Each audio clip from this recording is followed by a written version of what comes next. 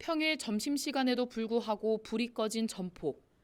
텅 빈 공간에는 장비들만이 덩그러니 놓여 있습니다. 지난 2018년 문을 연 전남 여수의 꿈뜨락 청년몰입니다. 한때 유명 프로그램에 소개되면서 주목받았지만 지금은 내방객보다 배달에 의존해야 하는 처지에 놓였습니다. 코로나19 이후 찾아오는 손님이 뚝 끊기자 자리를 보전하던 점포도 하나둘씩 떠나더니 5년 만에 26개 점포 가운데 6곳만이 남아 있습니다. 한 번 시작된 사람들의 외면과 아무래도 많이 비어있는 점포들이 크겠죠.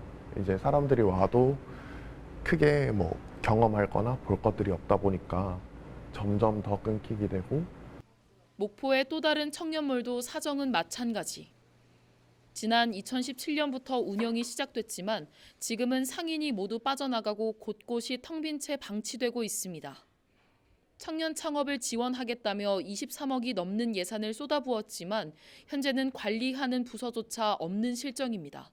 네, 이 관계해가지고 지금 저희가 전남 테크노파크 그 프로젝트여서 알아봤더니 거기도 이제 사업을 안 하고 있어서 담당자도 좀 없고. 중소벤처기업부가 조사한 자료를 보면 지난 2016년부터 전국 곳곳에서 이 같은 청년몰을 조성하기 위해 쏟은 예산은 600억 원이 넘습니다. 하지만 점포 630여 곳 가운데 33%는 휴업 또는 폐업한 것으로 나타났습니다. 전문가들은 청년몰이 주로 전통시장 유효 부지에 조성돼 유동인구가 적은 만큼 접근성을 높여야 한다고 지적했습니다.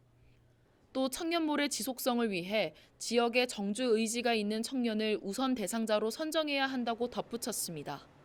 이 밖에도 지역 특산품 등에 맞춘 연계 사업을 발굴해 경쟁력을 높이는 것도 중요한 과제라고 강조했습니다. 사실 우리가 길거리에서 뭘 사도 눈에 띄어야지 사는데 입구도 보이지 않고 사람들이 눈에 띄지 않는 이런 구석대기 같은 데다 그런 데 입지를 시켰잖아요. 당연히 눈에 띄어야 되니까 더 많이 가야 되는데 그렇지 못한 게 물리적인 한계가 첫 번째가 있을 거라고 생각이 들고요. 전통시장의 부활과 청년 창업 지원을 취지로 추진됐던 청년몰. 하지만 반짝 흥행에 그친 가운데 청년몰 활성화를 위한 정부의 정책 전환이 시급한 시점입니다. 헬로티비 뉴스 송하영입니다.